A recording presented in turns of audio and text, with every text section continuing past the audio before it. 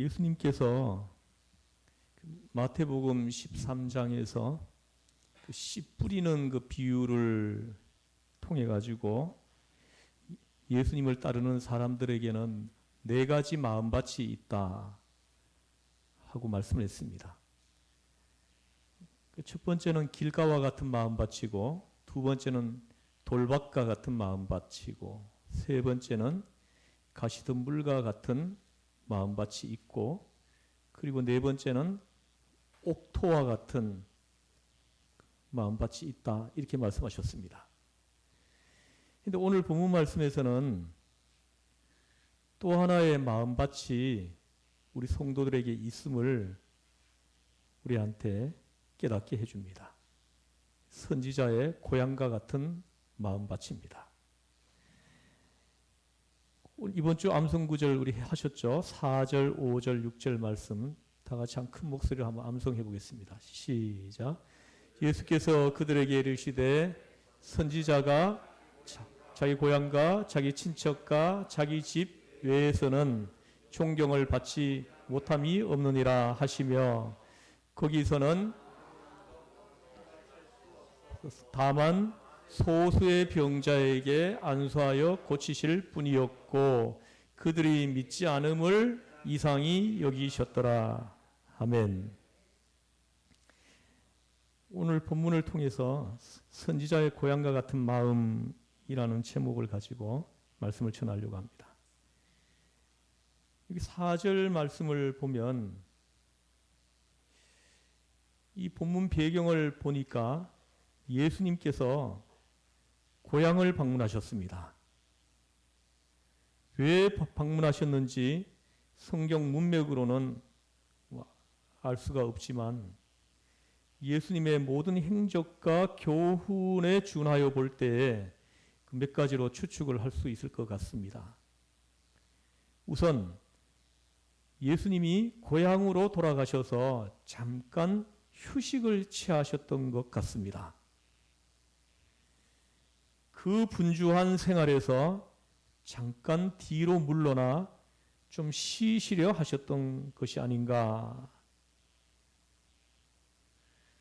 한번 떠나면 예수님의 전도 여행은 전부가 다 객지 생활입니다. 남의 집에서 주무시고 남의 집에서 잡수셔야 했습니다. 모든 것들이 다 낯선 것들입니다.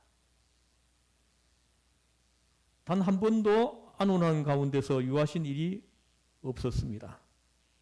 3년 동안의 전도 생활이란 그야말로 나그네 생활이었습니다.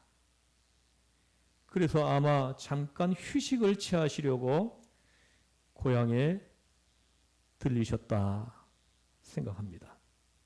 두 번째는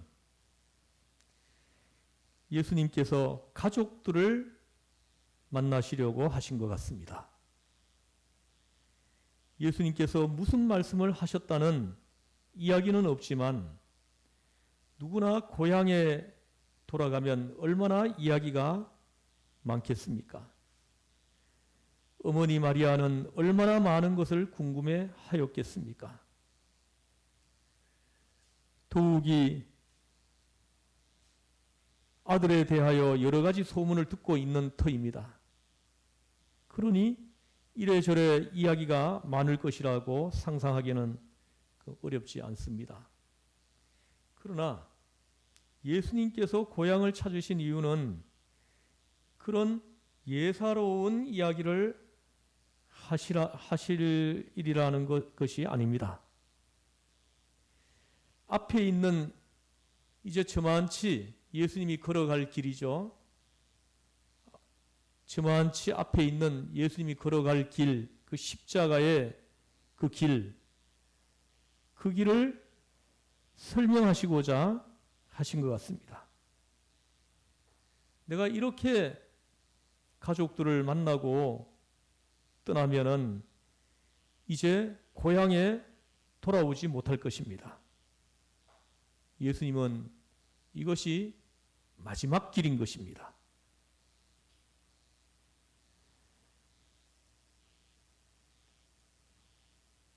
이런 이야기를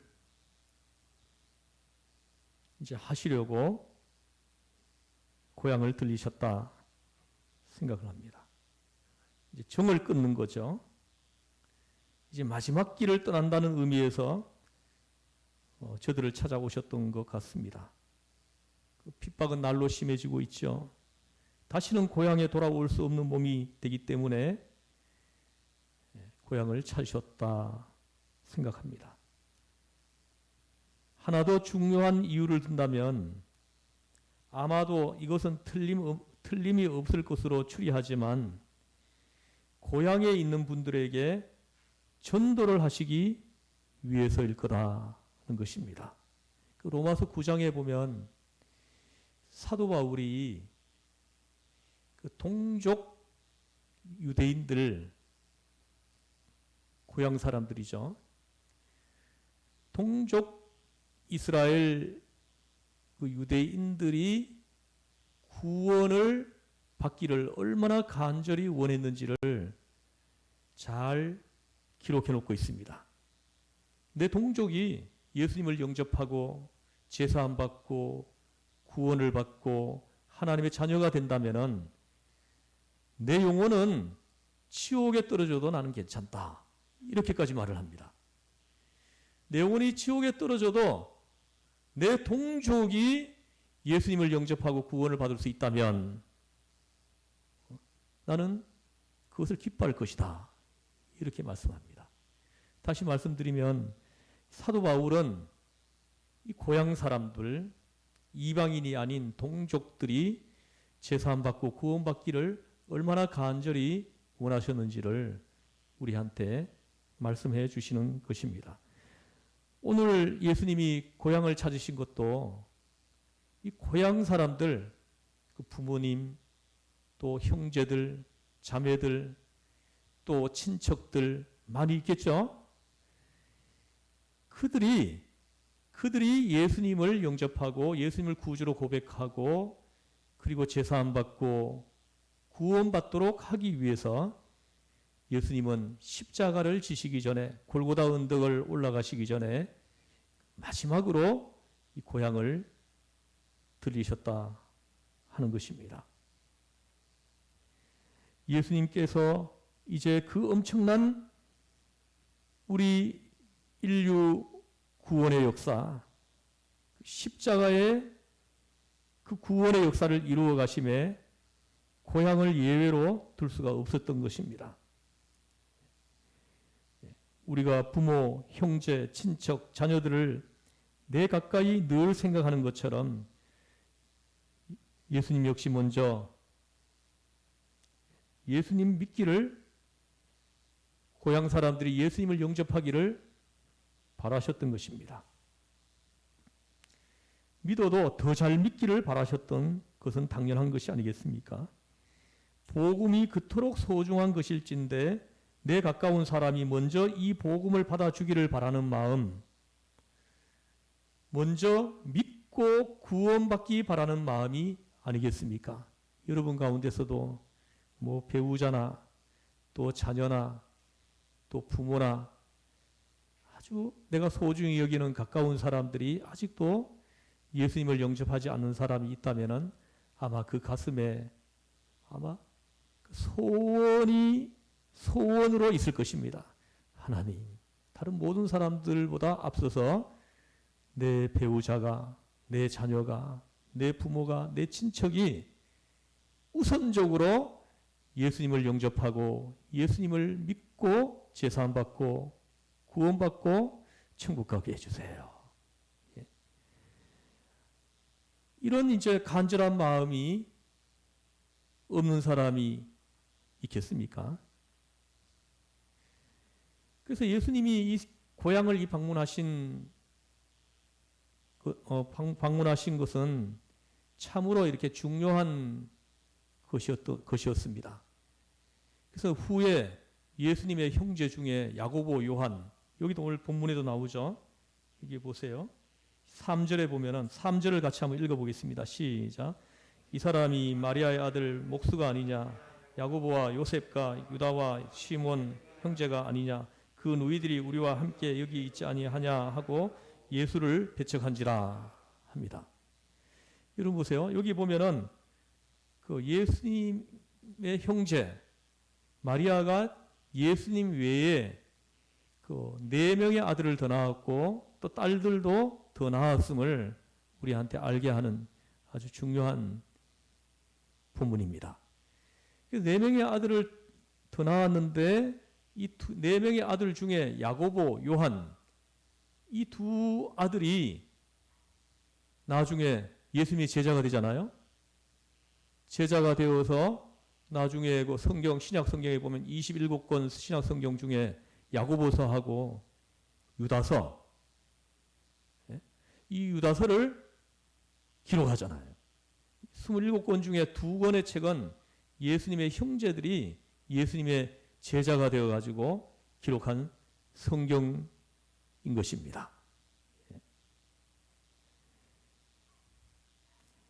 이 야고보, 유다 이 2 사람이 아마 예수님이 이 고향을 방문하셨을 때 예수님의 그 복음 전파 말씀을 듣고 예수님을 구주로 영접하고 예수님을 고백하고 예수님을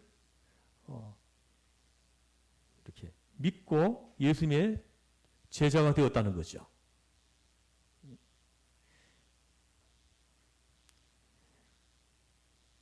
그래서 이 야고보, 요한, 유다 이 2 사람이 예수님을 위하여 제자가 되고 마지막까지 귀한 선교 역사를 이루다가 결국은 순교까지 하지 않습니까? 아무튼 예수님께서는 혈육들에게 복음을 전할 양으로 고향을 방문하셨을 것이다 하는 것입니다. 그런데 문제가 있습니다. 그렇게 찾아가셔서 만나셨는데 그 반응이 바람직하지 않습니다. 이 고향 사람들은 깜짝 놀랐습니다. 얼마 전까지만 해도 같은 마을에서 같이 살았던 사람 아닙니까? 몫으로서 뭐 장롱도 짜고 의자도 만들고 했던 사람 아닙니까? 예수 그리스도로 말미암은 사건에 대해서 다들 인정을 합니다.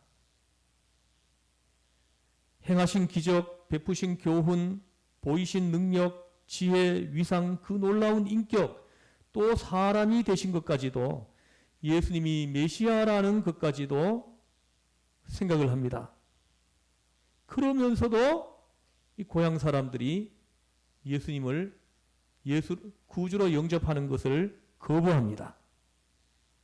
배척하는 것입니다.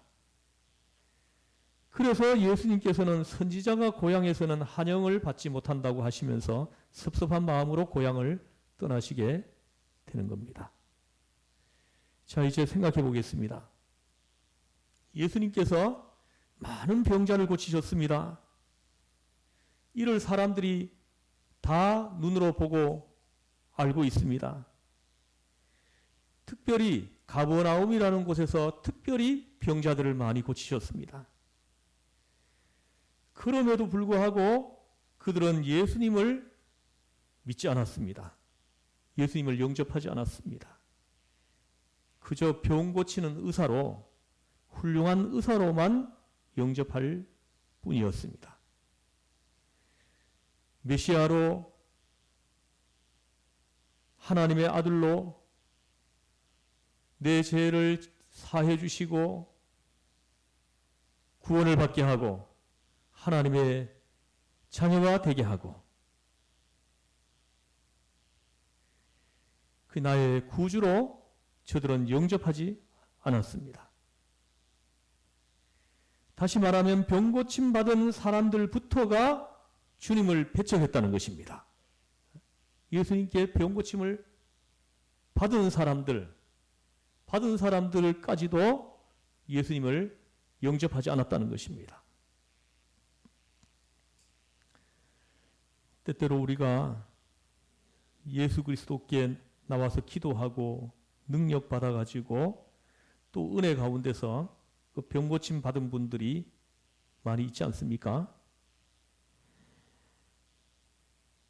그러나 한 가지 결정적으로 말씀을 할 수 있는 것은 병고침 받는 것하고 신앙하고는 별도라는 것입니다.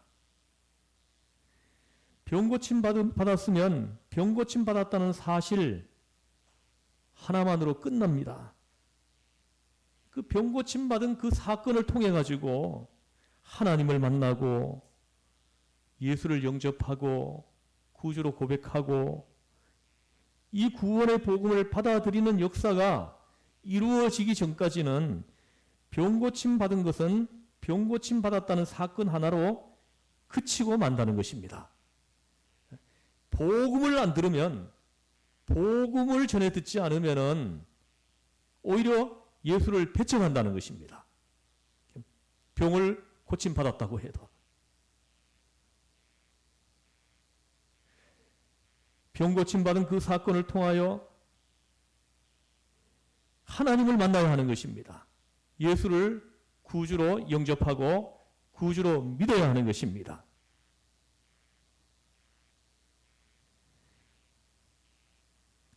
그러나 병고침 받았다는 그 사건 하나로 그쳐버리게 되면은 복음을 듣는 것을 거부해버리면 오히려 예수를 영접하지 않고 배척한다는 것을 우리는 여기서 보는 것입니다.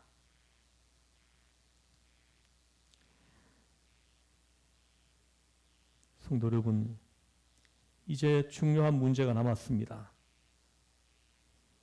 이 예수님의 고향 사람들이 예수님을 영접하지 못하는 이유가 바로 이런 것들 때문이었습니다. 예수님의 고향 사람들, 이 선지자의 고향 사람들이 왜 예수님을 배척했는지 우리는 더 심층적으로 깊이 연구를 하여야 하겠습니다. 이 중요한 것은 먼저 이미 가지고 있는 지식 때문입니다. 이 잘못된 지식 때문에 예수를 영접하지 못하는 것입니다. 여러분, 공부를 한다, 새로운 지식을 받아들인다, 연구를 한다는 것이 무엇입니까? 여기에는 몇 가지가 있습니다. 먼저 새로운 정보를 받아들이는 것입니다.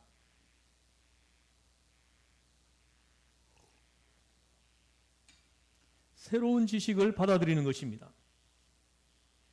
그러기 위해서는 믿어야 하는 것입니다. 이것은 중요한 일입니다.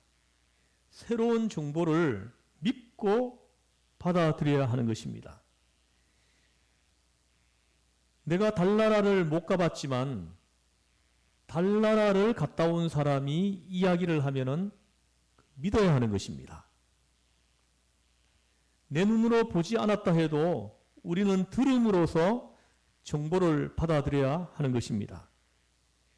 보는 것도 그렇습니다. 본다고 다 믿을 수 있습니까? 보는 것을 내가 믿어야 지식이 성립하는 것입니다. 새로운 지식을 수용해야 하는 것입니다. 두 번째는 옛 지식을 버리는 것입니다. 우리에게는 전에 가지고 있던 생각이 안에 깊이 자리 잡고 있습니다. 그것을 버려야 하는 것입니다. 그래야 예수를 구주로 영접할 수 있어요. 그렇지 않으면 새로운 것을 받아들일 수가 없는 것입니다. 여러분, 우리에게는 오랜 세월 쌓여온 습관이 있습니다. 생각 속에 굳어있는 습관입니다. 여러분, 이것을 빨리 버려야 합니다. 옛 것을 버려야 새 것을 받아들일 수가 있는 것입니다. 여러분 안에 가득 차 있는 것이 있어요. 자꾸 예수를 배척하게 할 수밖에 없는, 예수를 거부하게 하는 것이 가득 들어있다는 것이죠. 그래서 이제 예수님을 영접하고 예수를 구주로 고백하고 예수님을 구주로 믿고 예수님의 제자가 되려면은 옛 지식, 내가 그동안에 알고 있었던 것들, 이런 것들을 완전히 버리고 이 하나님의 말씀, 이 성경 말씀을 다시 우리가 이 말씀을 공부하고 받아들여야 하는 것입니다. 그러나 옛 것을 버리지 못할 때에는 새 것이 들어와도 소용없고 새 것이 들려도 새 것이 눈에 보이어도 소용이 없습니다. 여러분 보세요. 이 선지자의 고향 같은 사람들 안 받아들이잖아요. 그 놀라운 일을 눈앞에서 행하시고 그것을 눈으로 목격하고 있는데도 대척을 합니다. 그리고 세 번째는 지식을 교정하는 것입니다. 전에 가지고 있는 생각이 있지만 오늘 새로운 것을 듣고 잘못을 알면 가감히 고쳐야 하는 것입니다. 빨리빨리 고쳐야 합니다. 민첩하게 고쳐야 하는 것입니다. 그래야 새로운 것을 수용하고 받아들일 수가 있는 것입니다. 또 한 가지 중요한 것은 옛 경험입니다. 이 경험이라는 것이 좋은 것 같지만은 실은 경험에 집착하다가 새로운 것이 이루어지지가 않습니다. 경험은 너무 자랑할 것이 못 되는 것입니다. 더구나 잘못된 경험은 없는 것만도 못합니다. 경험하면서 지식은 점점 더 멀어지는 것입니다. 고집만 생깁니다. 경험 많이 한 사람들이 그래서 문제가 되는 것입니다. 내가 경험하지 못한 것도 인정을 해야 되는데 자기 경험만이 제일입니다. 그래서 나이가 많은 사람일수록 고집만 많아지게 되는 것입니다. 다 안다는 것입니다, 자기가. 제가 이렇게 요 시흥 시내에 내려가면은 그 국민은행이 있는데 그 국민은행 앞에 항상 거기 이렇게 차를 한 대 세워놓고 그 땅콩을 구워가지고 파는 분이 있어요. 그 이분한테 내가 기회 있을 때마다 복음을 이렇게 좀 전했습니다. 근데 복음을 전할 때마다 예수님을 그 사람이 나보다 더 잘 알아요. 다 안 돼요. 내가 말을 할 수가 없어요. 근데 그 예수만 아는 것이 아니라 석가모니 공자 해가지고 자기가 다 잘 알고 있다는 거예요. 그래서 아무리 내가 복음을 전하려고 해도 이게 먹히지가 않습니다. 그 사람이 예수를 영접하려면은 그 알고 있는 그 모든 것들을 다 버려야만 되는데 이걸 안 버리니까는 예수님을 영접할 수가 없는 것입니다. 아무리 복음을 전해줘도 알아듣지를 못하는 거예요. 안 받아들이는 것입니다. 나한테 예수님 얘기하지 말래. 당신보다 내가 예수님 더 잘 안다고 하면서 거부하면서 배척하고 안 받아들이는 것입니다.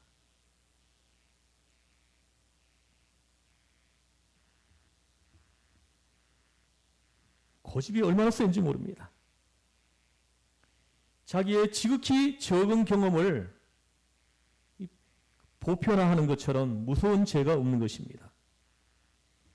지극히 주관적이고 하찮은 경험인데 그것을 절대화하고 보편화하고 일반화하려고 듭니다. 어디까지나 내가 경험한 작은 사건일 뿐인데요. 이 점을 인정하고부터 새로운 지식의 세계가 이루어지는 것입니다. 그 다음에는 욕망입니다. 우리는 욕망을 비워야 합니다. 지나친 욕망이 있으면 안 됩니다. 요새도 보면 아들은 이과를 가려고 하는데 부모는 법과에 가라고 합니다. 이런 식으로 부모와 자식이 다투는 집이 참으로 많습니다.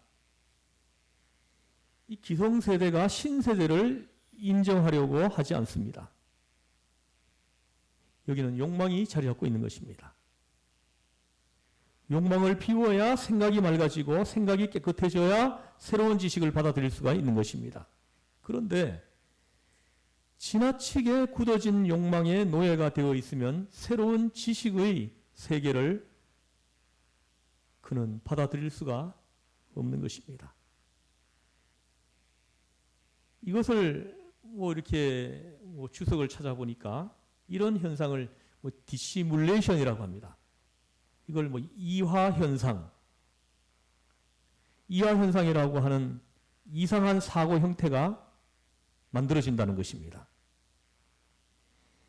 이 가까운 사람하고는 멀고 먼 사람하고는 가깝습니다. 한국 사람들이 일본 사람들하고는 잘 못 지내죠. 그런데 미국 사람하고는 친한 것하고 같습니다. 이런 현상을 이화 현상이라고 합니다. 잘 아는 사람하고 멀고 모르는 사람하고 가까워요. 이것은 참 잘못된 일입니다. 가까운 사람하고 더 가까워야 되는데 가까운 사람끼리는 존경심도 없고 신뢰감도 없습니다. 그리고는 모르는 사람만 존경합니다. 이래서 인류 역사를 개관해 보면 어느 민족이든지 그 민족의 왕이 된 사람은 그 민족에 속한 사람이 아닌 경우가 의외로 많습니다.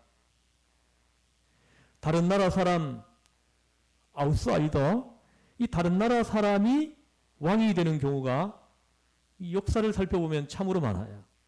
우리나라도 당군하지만 당군이 어디서 온 사람입니까? 실은 저 몽고에서 온 사람 아닙니까? 일본의 옛 천황도 백제 사람이라고 하지 않습니까? 왜 이럴까요? 이 가까운 데 있는 사람은 너무 잘 아니까 존경이 가지 않는 것입니다. 밖에서 오는 사람, 이 사람을 존경하고 이 사람에게 신뢰가 갑니다. 참 묘하지요? 알수록 더 신뢰가 가야 되는데 알수록 점점 더 무시하게 되고 거기에 시기 질투까지 더해집니다. 모르는 사람을 존경합니다. 우리 제가 아는 목사님들 중에도 보면은 모교회에서 사역을 하는 분이 있어요. 근데 이 모교회에서 사역이 안 되는 것입니다. 어릴 때부터 이름을 불러가면서 같이 생활했던 사람들이 다 교인들이지 않습니까? 너무나 잘 아는 거예요. 그러니까 이분이 설교를 해도 그 설교가 먹히지가 않는 것입니다. 그들에게 들리지가 않는 것입니다. 종교도 그렇습니다. 어느 종교든지 그 종교가 발생한 그 민족과 지역에서 성공한 종교가 없습니다. 불교도 원래 인도에서 시작되지 않았습니까? 그런데 태국에서 오히려 이 불교가 흥왕하지 않습니까? 그리고 중국에서 퍼지지 않습니까? 그 발생한 그 현지에서는 환영을 받지 못합니다. 기독교도 유대 나라에서 시작됐지만 유럽으로 들어가고 우리 한국에까지 들어오지 않았습니까? 유대 나라 예루살렘에서는 환영을 받지 못했습니다. 왜 이래야 됩니까? 그 마음 속에 선지자의 고향 같은 마음이 자리 잡고 있기 때문인 것입니다. 선지자의 고향과 같은 마음. 이거는 안 좋은 것입니다.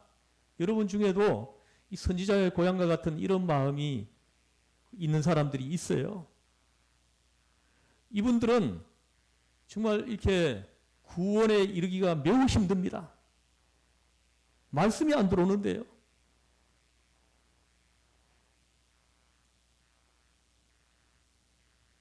이상하죠? 좀 좋아도 하고 환영도 하는 것 같은데 믿지를 않고 존경하지를 않습니다. 편견이 따릅니다. 옛 경험에 묶여 있습니다. 옛날 이야기를 자꾸 하려고 합니다. 그래서 예수님을 볼 때도 오늘 본문에 보십시오. 이 사람은 목수가 아니냐 하는 겁니다.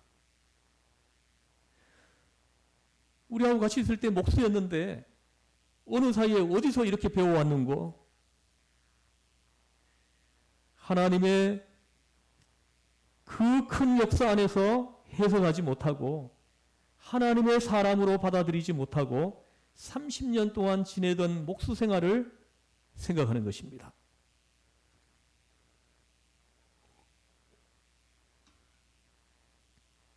그래서 예수님을 영접하지를 않는 것입니다. 하나님의 기름 부은 자차로 영접하지를 못합니다. 영적인 세계에서 보지 못하고 세속적인 세계, 인간적인 세계에서 예수님을 봅니다. 그러니까 저 사람 목수 아니냐? 누구의 아들 아니냐? 저 사람의 형제들이 아직도 우리 옆에 있지 않느냐? 하게 되는 것입니다. 여러분 성경으로 돌아가 보겠습니다. 다윗 왕이 어떤 사람이었습니까? 여러분 잘 알다시피 베들레헴 목동이었습니다. 아주 작은 한낱 목동이었습니다. 그 아버지나 형제들도 이 다윗을 변변찮게 여겼던 사람입니다. 이런 사람이 하나님의 기름 부음을 받아가지고 유대 나라의 왕이 되지 않습니까? 또 여러분이 잘 아는 아모스 선지자는 어떻습니까? 이 아모스 선지자는 드고아의 목자였습니다. 뽕나무를 재배하던 사람이었고 소를 몰고 밭을 갈던 농사꾼이었습니다. 그러나 이제 하나님을 부름을 받을 때에 선지자가 된 것입니다. 하나님의 부름을 받았어요. 기름 부음을 받았어요. 그래서 선지자가 된 것입니다. 결코 우리는 편견에 매이지 말아야 하는 것입니다. 이것은 매우 중요한 일입니다. 어떤 일에든지 선지자의 고향과 같은 그런 마음이 여러분에게 자리 잡고 있어서는 안 되겠습니다. 어느 목사님 사모님들만 모이는 곳에 강의를 하는 것을 그 영상을 올려놓은 것을 제가 본 적이 있습니다. 거기 내용을 이렇게 좀 기억하는 내용을 좀 말씀을 드리면 그 강의하는 목사님이 목사님들, 사모님들 조심해야 합니다 하는 것입니다. 삐끗하면 천국 못 갈 수도 있습니다. 이렇게 말을 합니다. 그래서 그 다음 말이 뭐 어떤 말이 나올까 궁금했습니다. 여러분 왜 그럴 것 같습니까? 이제 그분에 의하면은 설명에 의하면 이렇습니다. 아침에 부부싸움을 하고 나왔더라도 일단 목사님이 단에 서서 설교를 할 때에는 하나님의 종으로 받아들이고 은혜를 받아야 한다는 것입니다. 그런데 부부싸움 하던 것이 자꾸 생각이 나거든요. 그래서 사랑하라 하면은 말은 잘하네. 용서하라고 하면 입술에 침이나 바르고 말하지. 그러고 앉아 있다는 것입니다. 만일 이렇게 30년이 흘러간다면 그 사람이 천국을 가겠습니까? 못 가겠습니까? 이렇게 묻는 거예요.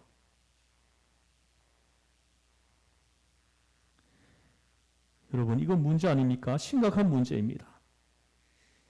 일단 목사님이 강단에 섰을 때는 그가 내 아들이든 내 동창이든 내 조카든 내 남편이든 하나님의 종으로 하나님의 기름 부음 받은 자로 딱 쳐다보고 그 앞에서 무릎을 꿇고 그 입에서 나오는 하나님의 말씀을 들을 수 있는 준비가 되어 있어야 하는 것입니다. 그렇지 않을 경우 오늘의 본문에서 말씀하는 바와 똑같이 되는 것입니다. 이 선지자의 고향과 같은 마음이 자리 잡고 있는 사람들 깊이 생각해야 할 문제입니다. 또 하나 중요한 문제가 있습니다. 이 선지자의 고향에는 질투가 있습니다. 다 같은 사람으로 보기에 문제가 있는 것입니다. 저 사람 대학도 안 나오고 박사학위 받은 것도 아닌데 어느 사이에 저렇듯 훌륭해졌단 말인가 하는 질시가 따릅니다. 투기와 질시, 자기보다 큰 것을 인정하지 않으려는 마음이 있습니다.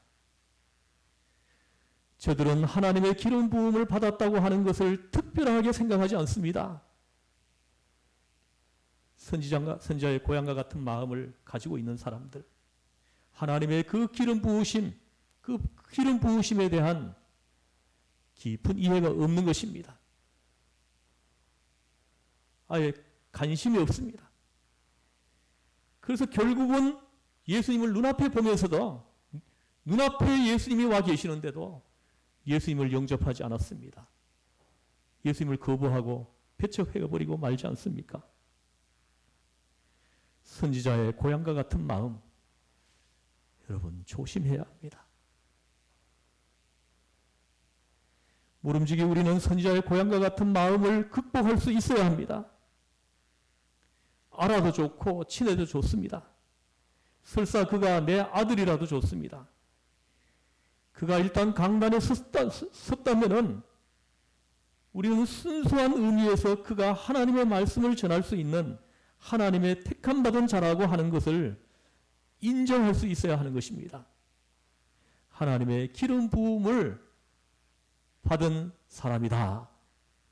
이것을 인정해야 하는 것입니다. 여러분 성경을 보십시오.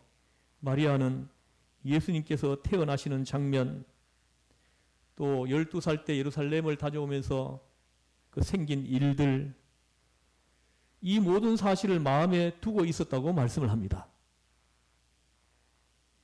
마리아는 예수님이 비록 자신이 키운 아들이지만 그 이루어지는 사건 속에서 하나님의 특별한 역사가 있는 것을 조용히 생각하고 그 모든 사실을 늘 마음에 두고 있었던 것입니다. 그러므로 마리아는 예수님을 아들로서 영접하지 않고 어디까지나 메시아로 영접할 수 있었던 것입니다. 구주로 내 죄를 사해 주시고 구원을 받게 하시고 하나님의 자녀가 되게 하시는 구세주로, 구주로 예수님을 영접하고 예수님을 마음으로 신앙 고백하고 입으로 시인할 수 있었던 것입니다. 그렇습니다. 여러분, 편견을 극복할 수 있는 능력이 있어서 더 친하고 더 알고 더 가까워질수록 믿음도 강해지고 하나님의 종으로 영접할 수 있을 때에 비로소 선지자의 고향 같은 그 마음을 제하여 버리고 거기에서 벗어날 수가 있게 되는 것입니다. 나아가 우리는 선지자의 고향과 같은 마음을 만들지 말아야 할 것입니다. 선지자의 고향과 같은 마음이 여러분 속에 만들어지면 이건 큰 불행입니다. 평생 예수를 믿었다고 해도 천국에 들어가지 못하는 그런 일이 생겨날 수 있는 것입니다. 마지막에 예수를 거부할 수 있는 것입니다. 자신도 모르게 선지자의 고향과 같은 마음을 만들어 버릴 수가 있습니다. 정실에 매인다든가 인간적인 지식에 사로잡힌다든가 편견에 붙들리게 되는 순간 가장 소중한 신령한 권세, 그 영적인 위상, 하나님의 사람으로 하나님의 말씀이 주어지는 그 카리스마적 권위를 그만 놓쳐 버리고 마는 것입니다. 이건 불행이에요. 그때부터는 말씀이 안 들어오는 것입니다. 세상에 이보다 더 불행한 일은 있을 수가 없습니다.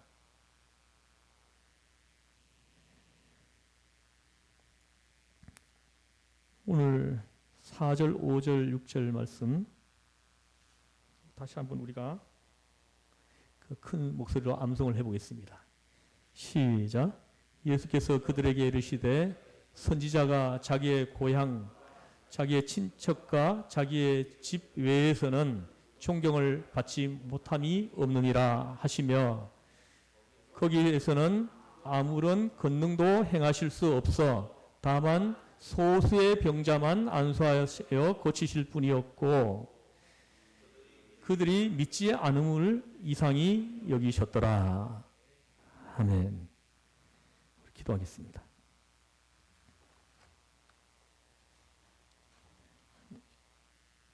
하나님 아버지, 우리에는 선지자의 고향과 같은 마음이 자리하고 있음을 기도하면은 봅니다. 하나님, 내가 알고 있는 그 조그마한 지식, 내가 했던 그 조그마한 그 경험, 그 모든 것들로 인해서 편견이 생기고 그 편견으로 인해서 예수님을 영접하지 못하고 예수님을 구주로 고백하지 못하고 시인하지 못하고 선지자의 고향과 같은 사람들이 되어버리고 마는 이런 사람들이 오늘날 얼마나 많은지 모릅니다.